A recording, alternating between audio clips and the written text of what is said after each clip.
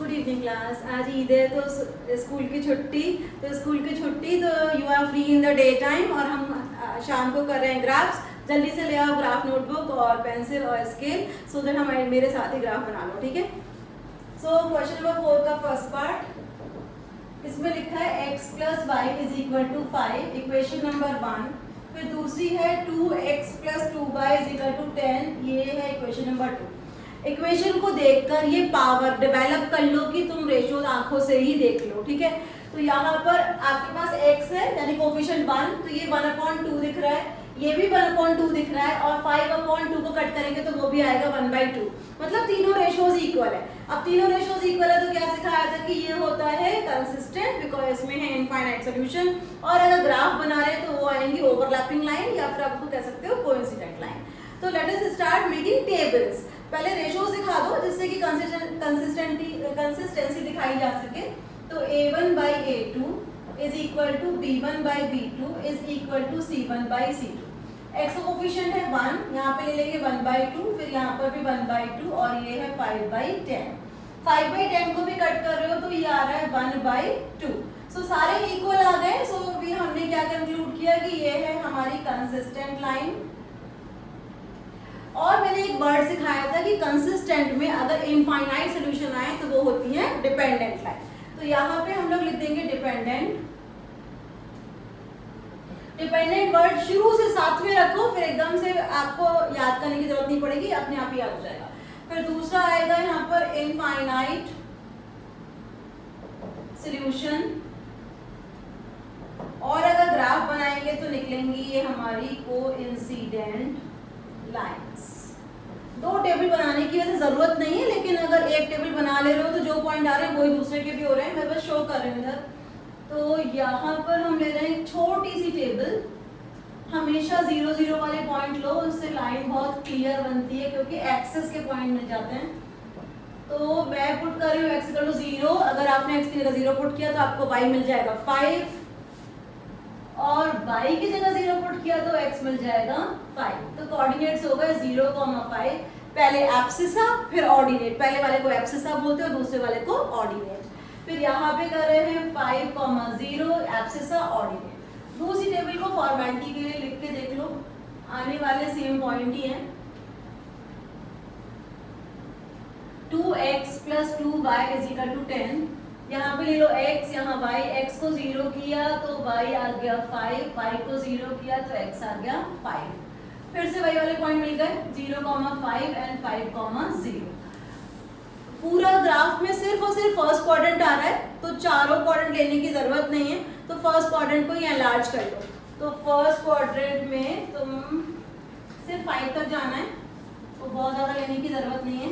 0 ले लो, 1 2 3 4 5, 1 2 3 4 5, ये हो गई। तो अब हमने बनाना है ये वाला पॉइंट 5, 0 और ये वाला पॉइंट 0, 5। दोनों को ज्वाइन कर दो और इसी पॉइंट पे, इसी लाइन पे दोनों लाइन दिखा दो। ऊपर की तरफ दिखा दो x plus y is equal to 5 और नीचे की लाइन बना दो 2x plus 2y is equal to 10। Obviously these are coincident line. Double arrow लगा दो कोने की तरफ, ये डबल एरो इधर और इधर भी double arrow.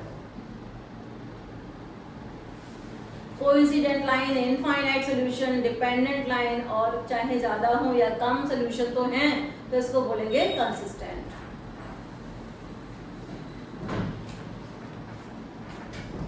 First part done? Yes.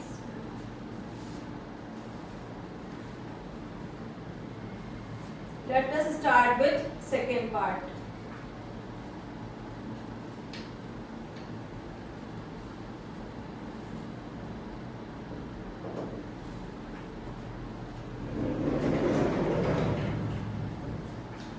x minus y is equal to 8, ये है मेरा फर्स्ट इक्वेशन। दूसरा इक्वेशन है 3x minus 3y is equal to 16। पहले सिर्फ देखकर ऑब्जर्विंग पावर को डेवलप करो। यहाँ पे दिख रहा है रेशो 1/3, यहाँ दिख रहा है -1/-3, मतलब वही फिर से वही 1/3 हो गया।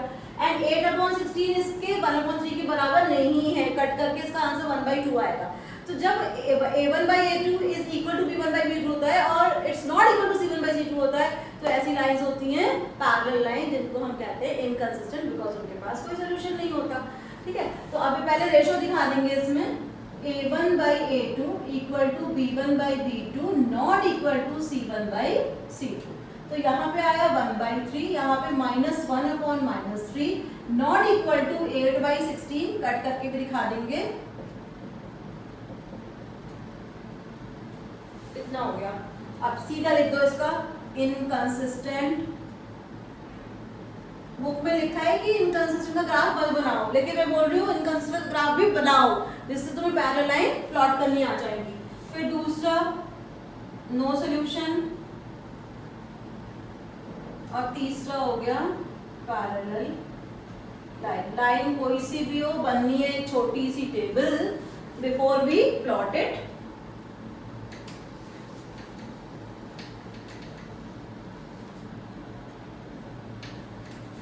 बनाते हैं टेबल फर्स्ट के लिए।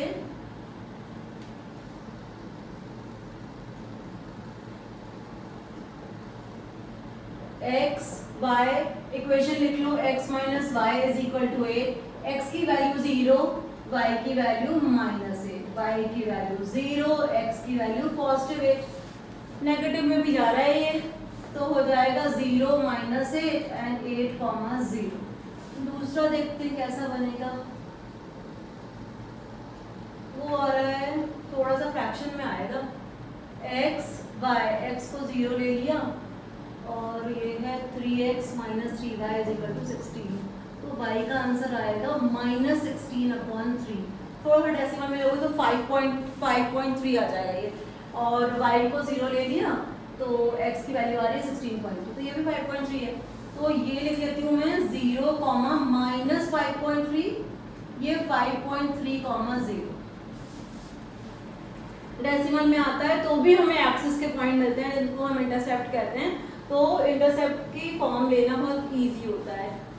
अब ये देख लो कि नेगेटिव में y पे कहाँ तक जाना है, -8 तक, और ये वाला y कहाँ तक लेके जाना है हमको, -5.3। इसका मतलब y को ऊपर की तरफ लेना नहीं है, सिर्फ नीचे नीचे लेना है।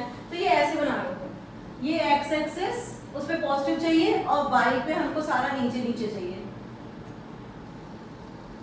तो ये 0, y पे पॉजिटिव चाहिए ही नहीं, और x में हमें 8 तक जाना है, 1 2 3 4 5 6 7 8, फिर जाना है 5 तक ही जाना था, -1 -2 -3 -4, थोड़ा सा ऊपर करना पड़ेगा मुझे, -5 ऊपर लेना पड़ेगा,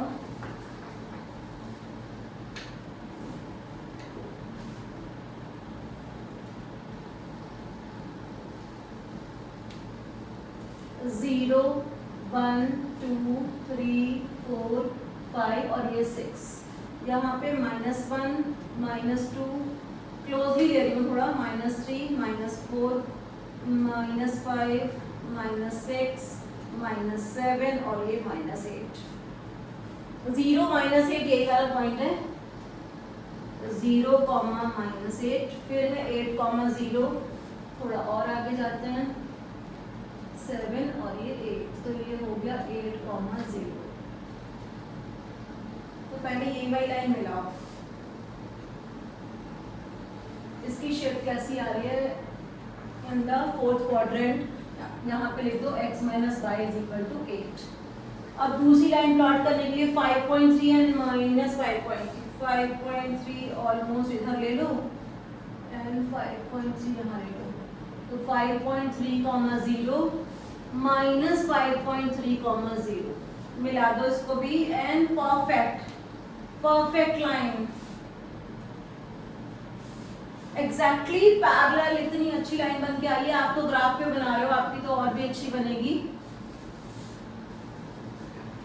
बन गई ऐसी लाइन आप लोगों की? Yes ma'am.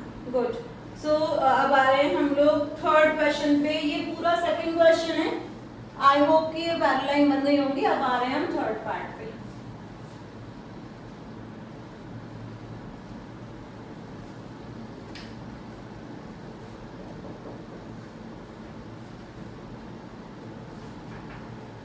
पार्ट है हमारा 2x plus y minus 6 is equal to 0।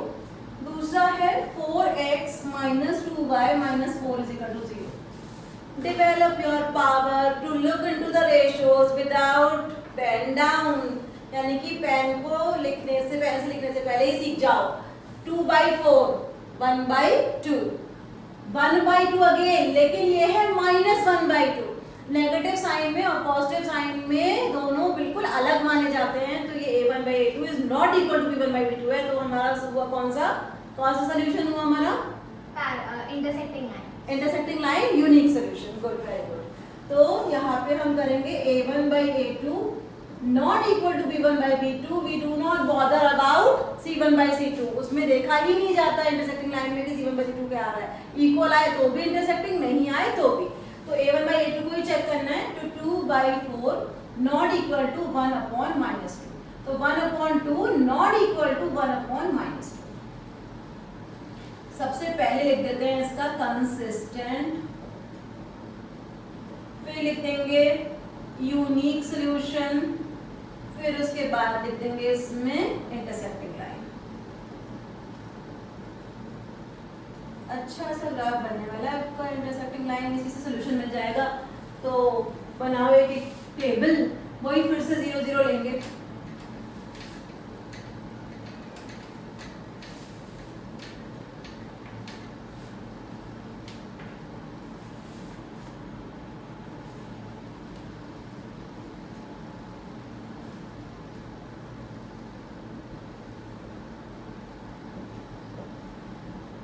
x plus y minus 6 is equal to 0। x की वैल्यू 0 पुट करो और देखो y की वैल्यू 6 आएगी। फिर y 0 पुट करो तो x की वैल्यू 3 आएगी। दोनों पॉजिटिव, बढ़िया फर्स्ट क्वाड्रेंट के पॉइंट मिल गए।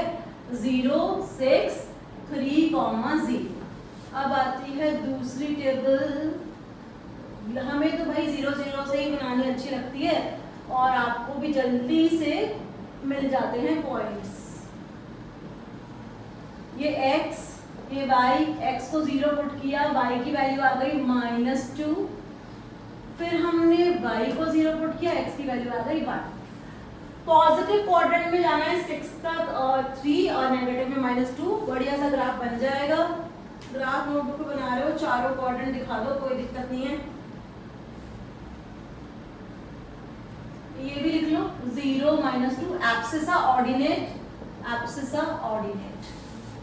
पहली वाली लाइन के लिए 0 6 पे जाना है, मतलब ऊपर की तरफ जाना है 6 तक। थोड़ा सा और लंबा चाहिएगा मुझे।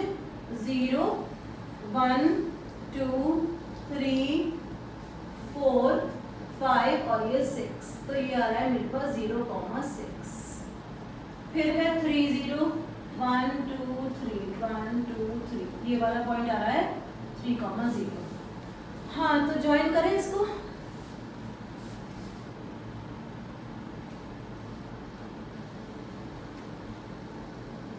लाइन की इक्वेशन लिख दो, दोनों तरफ एरो हेड्स बना दो। लाइन सेगमेंट नहीं है, ये लाइन है। बोर्ड एग्जाम में 2-3 चीजों का ध्यान रखो। कोऑर्डिनेट्स दिखा दो, दोनों तरफ एरो हेड बना दो, लाइन की वो लाइन ड्रॉ करने के बाद लाइन की इक्वेशन उसके ऊपर लिख दो। फिर उसके बाद हमारे पास आ रही है दूसरी इक्वेशन 0 -2, तो नीचे लेके जाएंगे -1 -2, तो बन गया हमारा ये पॉइंट 0 -2। Easy PG 1 0। मिला दो फटाफट इनको। और अगर ग्राफ पे प्लॉट कर रहे हो तो तुम बता दो क्या सोल्यूशन आ रहा है। क्या सोल्यूशन आ रहा है इसका? मुझे तो लग रहा है 2,2 आ रहा है इसका सोल्यूशन। चेक करो सोल्यूशन क्या मिल रहा है आप लोगों को।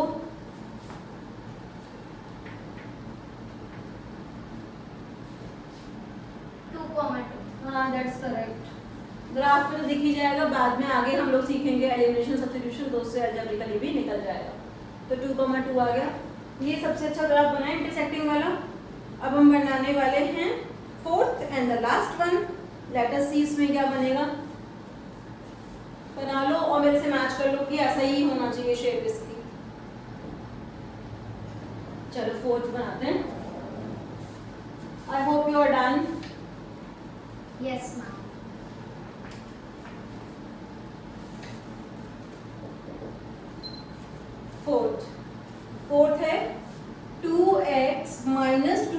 minus 2 is equal to 0. 4x minus 4y minus 5 is equal to 0. Equation number 1, equation number 2.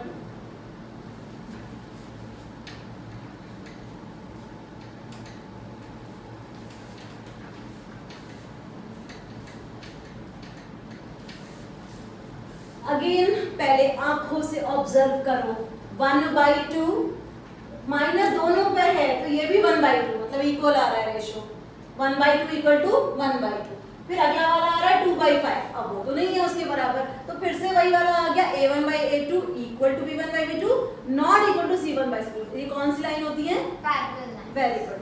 तो a1/a2 equal to b1/b2 not equal to c1/c2. अब इसको फिल कर दो, 2/4 minus 2/-4 and 2/5 not equal to, यहाँ पे कट करके भी दिखा दो एक बार. सबसे पहले लिखेंगे इनकंसिस्टेंट. इनकंसिस्टेंट का मतलब इसका कोई सोल्यूशन नहीं है. दूसरा फिर से वही चीज, नो सोल्यूशन. और एक चीज और कि दिखेंगी कैसी ग्राफिकली, पैरेलल लाइंस. चाहिए क्या? एक छोटी सी टेबल जिसमें हमें लेने हैं सिर्फ 0 0 0 0 की मदद से 30 सेकंड के अंदर एक लाइन प्लॉट कर सकते हो, बिकॉज आपको सिर्फ 2 एक्सिस के पॉइंट ही चाहिए होते हैं. तो यहाँ पर x और यहाँ पे y. 2x minus 2y minus 2 is equal to 0. x को पुट किया 0 तो y मिल गया -1. y को पुट किया 0 तो x मिल गया 1. गुड. फिर है हमारे पास 4x minus 4y minus 5 is equal to 0.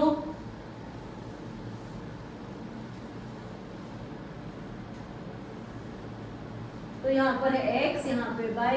x को पुट किया 0 तो y की वैल्यू थोड़ी सी फ्रैक्शन में आ रही है, चलेगा, -5/4. वैसे भी किसी भी चीज को 4 से डिवाइड करते हैं तो टर्मिनेटिंग डेसिमल आता है, तो 5 से 4 को डिवाइड कर लो और देखो कि क्या आ रहा है. y को 0 पुट किया तो ये सिंपल y 5/4 ही है, तो यहाँ पे हो गया 0, -1.25 और ये 1.25, 0 -1 और 1, 0. बहुत ही छोटा सा ग्राफ है. तो 1 फर्स्ट क्वाड्रेंट सेकंड क्वाड्रेंट कितना भी ले लो, बस देना 2 तक ही है, तो छोटा सा ग्राफ बन रहा है. दोनों लाइन आ जाएंगी पैरेलल पैरेलल. थोड़ा खुला खुला लिख लेना इसमें, 0 थोड़ा सा दूर 1 थोड़ा सा दूर 2 3, इससे ज्यादा चाहिए नहीं, 1 2 बस इतना. फिर यहाँ पे -1 और यहाँ पे -2, इससे ज्यादा नहीं चाहिए हम लोगों को. तो 0 -1 0 -1 आ रही है यहाँ पे पॉइंट, 0 -1. फिर आ रहा है 1, 0 1, 0. ये बन गई हमारी फर्स्ट लाइन. दोनों तरफ एरो हेड लगा दो और इस पे इक्वेशन लिख दो, 2x minus 2y minus 2 is equal to 0. अब आती है दूसरी, -1.25. बिल्कुल इसके नीचे थोड़ा सा ही होगा, यहाँ पर आएगा 0 -1.25 और 1.25 भी इसके पास बराबर में ही होगा थोड़ा सा, तो ये हो जाएगा 1.25, 0. थोड़ा दूर लिख दिया मैंने जिससे आपको क्लियरली दिख जाए. थोड़ी पास पास आ रही है लेकिन पैरेलल लाइन दिख जाएंगी आपको. इसको लिखेंगे 4x minus 4y minus 5 is equal to 0. अपनी लाइन ड्रॉ कर लो और मेरे साथ मैच कर लो. आई होप कि पैरेलल मिल रही हैं आपको भी एग्जैक्टली, क्योंकि दोनों को 1 1 पे टच कराना है, फिर वो 1.2 1.25 पे, तो both these lines have fixed distance. चारों ग्राफ बन गए हैं आपके. गुड. फोर्थ के all part done. Yes ma'am. चलो फिर late us start with fifth question.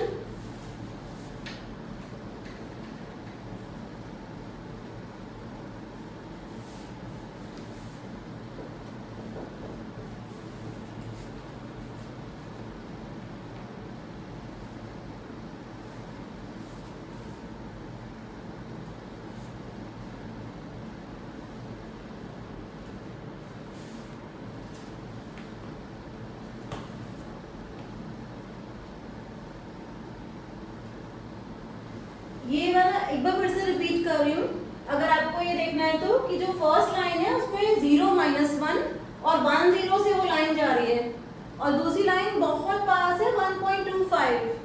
1.25 का मतलब है कि आपको थोड़ा सा, बहुत थोड़ा सा ही दूर करना है, इतनी दूर भी दिखाई नहीं देंगी आपको।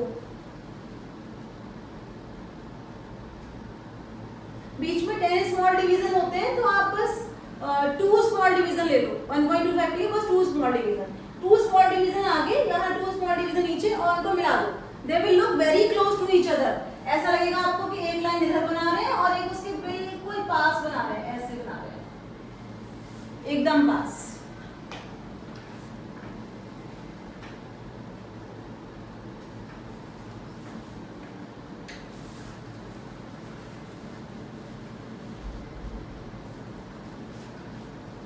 स्टार्ट कर रहे हैं क्वेश्चन नंबर 5।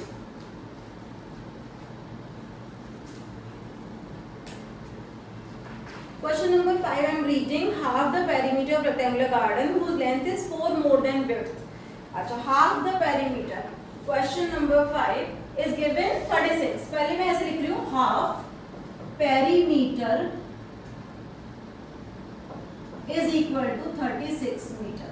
तो आप ऐसे भी लिख सकते हो कि perimeter is equal to 36 into 2. Multiply करने की जरूरत पड़ेगी नहीं वैसे। पेरीमीटर का फॉर्मूला क्या होता है, देखिए जरा आप लोगों को आता है या नहीं। रेक्टेंगल का पेरीमीटर, यहाँ पे देखो मैं एक बार अच्छे से समझा रही हूँ कि ये है हमारा रेक्टेंगल, जिसमें ये L है, ये L, ये B और ये B। अगर इसमें पेरीमीटर लेना है मतलब हमें चारों तरफ से एनक्लोज करना है इसको, तो 2 बार L आएगा और 2 बार B। तो हम पेरीमीटर का फॉर्मूला लिख सकते हैं, twice L plus B is equal to 36 into 2। तभी मैंने बोला कि हाफ को इधर ले जाने की भी जरूरत नहीं है, तो 2 cancel out, L plus B की वैल्यू हो गई 36। अगर हम कुछ अजम्पशन लेते हैं, यहाँ पर एक और कंडीशन भी दे रखी है, उसमें दे रखा है length is 4 more than width, तो ये कंडीशन 1 हो गई, और length is 4 more than width, width में 4 ऐड करो, length is 4 more than width। ये 2 कंडीशन है हमारे पास, और इन दोनों को सॉल्व करना है। यहाँ पे लिखा है कि find the dimensions of the garden. सबसे ज्यादा आसान करना चाहते हो तो कोई अजम्पशन लो ही नहीं x एंड y में, बिकॉज 2 वेरिएबल लेने हैं तो वो L और B भी हो सकते हैं। अब ये जो L की वैल्यू यहाँ दी है, ये बस यहाँ पे पुट करनी है, तो मैं यहाँ पे लिख रही हूँ put value of L in equation 1। तो यहाँ पे हो जाएगा b plus 4 plus b is equal to 36, 2b is equal to 36 minus 4 that is 32, b की वैल्यू आ रही है 32/2 that is 16 मीटर। अगर b निकल चुका है तो इस b की वैल्यू को you should put in equation 2। तो यहाँ पर लिखेंगे put value of b in equation 1। तो यहाँ पर आएगा L is equal to 16 plus 4 that is 20 metre.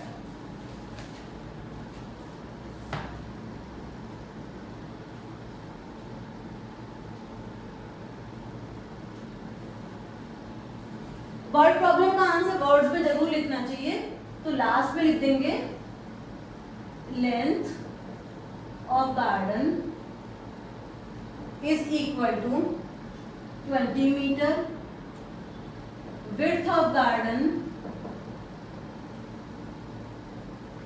is equal to 16 meter।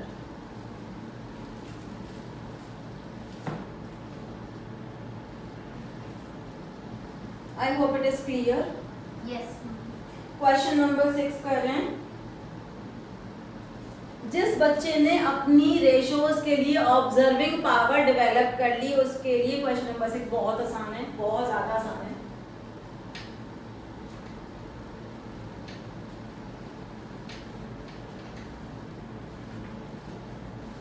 Question number 6, एक लाइन ऑलरेडी दे रखी है, 2x plus 3y minus 8 is equal to 0।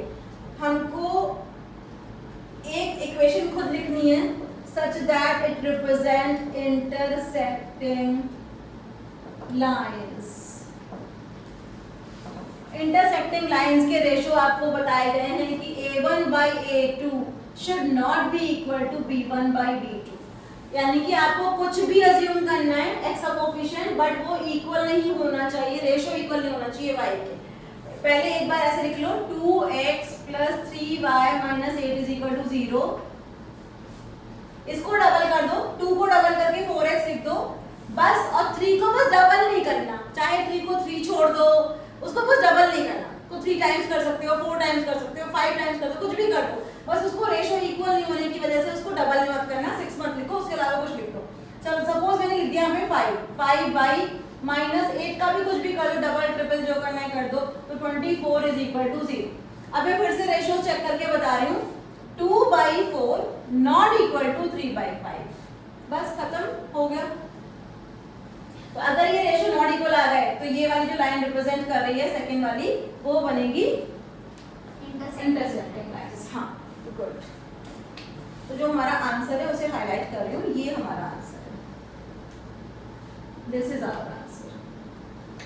फिर से सुन लो एक बार कि हमने इसके कोफिशिएंट चूज ही ऐसे किए हैं कि A1 by A2 should not come equal to B1 by B2, तो ये बन गया intersecting lines.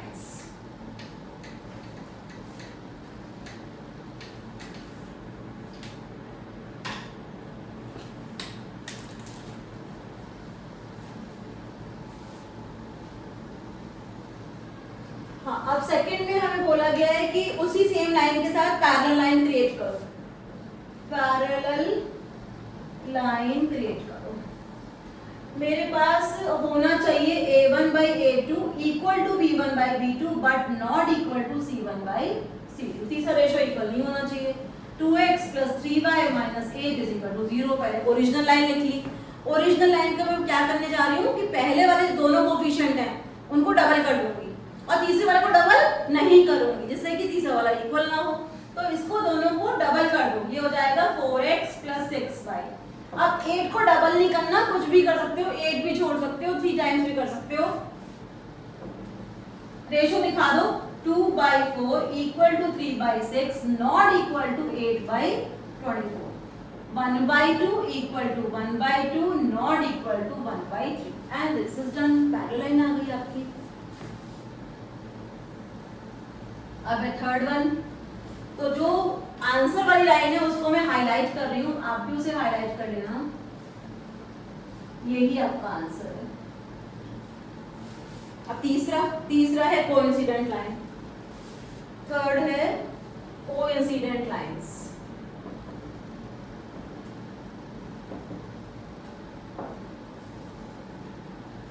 A1 by A2 equal to B1 by B2 not equal to C1 by C2, तीनों इक्वल आने चाहिए। तो पहला लिख लिया 2x plus 3y minus 8 is equal to 0। करना क्या, अगर लाइन को पूरी लाइन को 2 से मल्टीप्लाई कर रहे हो तो तीनों कोफिशिएंट को 2 से मल्टीप्लाई कर दो, 3 से कर रहे हो तो 3 से मल्टीप्लाई कर दो, मैं 3 से कर रही हूँ मल्टीप्लाई, तो 3 2s are 6, 3 3s are 9, 3 8 3s are 24। बन चुकी है लाइन, बस हम दिखा देंगे 2 by 6 equal to 3 by 9 equal to 8 by 24। Cut करके भी दिखा दो, 1 by 3 1 by 3 1 by 3 बन गई कोइंसिडेंट लाइन। समझ में आ गया? एक से ज्यादा भी एग्जाम्पल हो सकते हैं, एक से ज्यादा भी लिख सकते हो, ज्यादा की प्रैक्टिस करनी हो तो ज्यादा की भी कर सकते हो। Question number 6 done. We are on the last question, that is 7th question. 7th question किस पे बनाना है? ग्राफ पे। ड्रॉ द ग्राफ लिखा है यहाँ पे, इक्वेशन बनाना सिखा दिया मैंने, कैसे आप बनाते हो छोटी सी टेबल, उसमें लेते हो x = 0 y = 0, जल्दी से लाइन बन जाती है। चलो बनाते हैं फटाफट।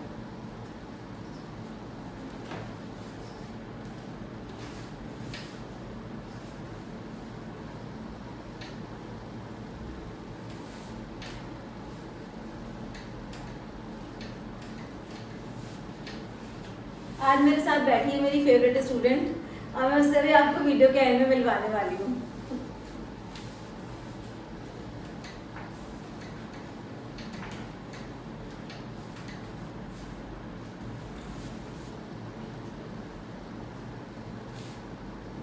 Last question, question number 7। Graph पर ही बनेगा, रेडी रखो ग्राफ, पेंसिल, स्केल। ग्राफ है हमारे x minus y plus 1 is equal to 0, 3x plus 2y minus 12 is equal to 0। Triangle बनाना है तो ठीक है, पहले टेबल बना लेते हैं इसकी।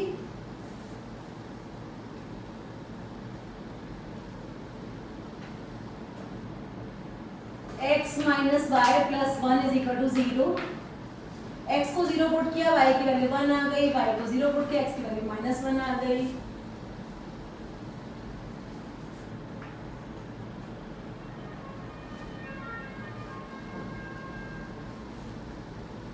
Three x plus 2y minus 12 is equal to 0। x is equal to 0 put किया, y की वैल्यू 6 आ गई, y को 0 पुट किया, x की वैल्यू 4 आ गई। कोऑर्डिनेट लिख लेते हैं, 0 1 -1, 0 एब्सिसा के बाद ऑर्डिनेट, एब्सिसा ऑर्डिनेट। दो लाइंस को प्लॉट करना है और हमें जाना है 6 तक और 4 तक, y पे 6 तक जाना है और x में 4 तक जाना है। तो बनाते हैं यहाँ पर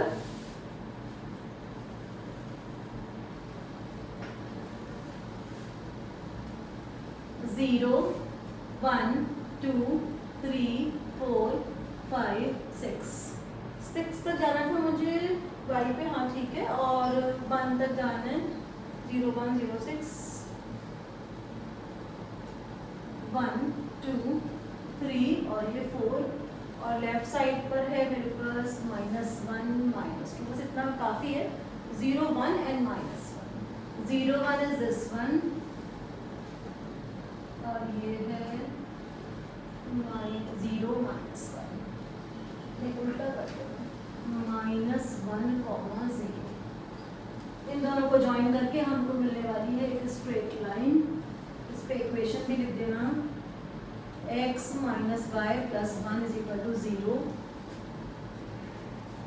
0 6। ये है हमारे पास 0 6, फिर है 4 0, इन दोनों को भी मिला दो, बढ़िया सा ग्राफ बन गया हमारा। ये है 3x plus 2y minus 12 is equal to 0। Intersect कहाँ पे कर रहा है ये तो आपको ग्राफ पे पता चल रहा होगा। कहाँ पे इंटरसेक्ट कर रहा है ये, और इसमें लिखा है कि x एक्सिस के साथ को शेड करना है ट्रायंगुलर रीजन को, एंड कोऑर्डिनेट ऑफ वर्टिसेस। जितने लोग ग्राफ पे प्लॉट कर रहे हैं मेरे साथ वो बता सकते हो मुझे। इसका नाम है a कोऑर्डिनेट, इसका b और इसका c। बताओ b के कोऑर्डिनेट क्या आ रहे हैं? b के कोऑर्डिनेट 2, 3। तो लास्ट में हमें बोला गया है ना वर्टिसेस लिखने के लिए, तो हम ऐसे लिखेंगे, ब्लॉक कर लो अपने आंसर को, vertices of triangle ABC। A के कोऑर्डिनेट हैं -1, 0, B के कोऑर्डिनेट हैं 2, 3 और C के कोऑर्डिनेट हैं 4, 0। मैं कुछ एक्स्ट्रा बढ़ाना चाहती हूँ उसमें, क्योंकि अगर एग्जाम में वो बोर्ड एग्जाम में आता है तो मेरे बच्चों को आना चाहिए वो। मैं निकालूंगी इसमें एरिया ऑफ ट्रायंगल, ठीक है, किससे? Normal half base into height से। तो एक और चीज करवा रही हूँ, थोड़ा एक्स्ट्रा करा रही हूँ यहाँ पर, area of triangle half into base into height. कभी भी बेस काउंट करते समय नेगेटिव को नेगेटिव नहीं करते, क्योंकि ये डिस्प्लेसमेंट नहीं है, ये डिस्टेंस है, तो सबको एक साथ काउंट करो। तो ये यहाँ पे 1 यूनिट हो गया और 4 यूनिट पॉजिटिव साइड पे और 1 इधर, तो मिला के कितना हो गया? 5। तो बेस इज 5। तो यहाँ पर लिखने वाले हैं हाफ बेस 5 और हाइट अगर ऐसे देखना है तो कौन सा कोऑर्डिनेट देखना है? y coordinate. तो हाइट आ रही है 3। x को नहीं देखना बिकॉज x तो नीचे हॉरिजॉन्टल में आएगा और जो हाइट होगी वो ऐसे वर्टिकल में आएगी, तो हमें y कोऑर्डिनेट से हाइट देखनी है। तो ऐसे हमने ऊंचाई देखी इसकी, तो कितनी आई? 3। तो यहाँ पे आ गया इंटू 3। तो इसमें हमारे पास आंसर मिला 15/2। कोई यूनिट नहीं है तो लिख दो स्क्वायर यूनिट्स।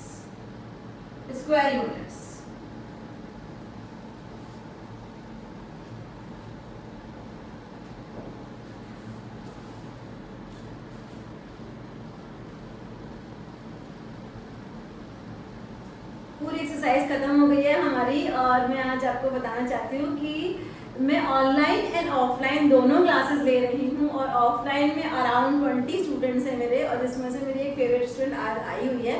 चलो उससे मिलवाते हैं आपको। आ जाओ Abika.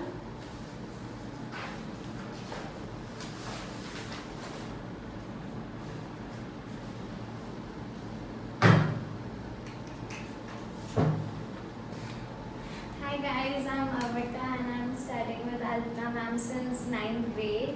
She's a great teacher and I'm very happy with the results. School बता दो अपना।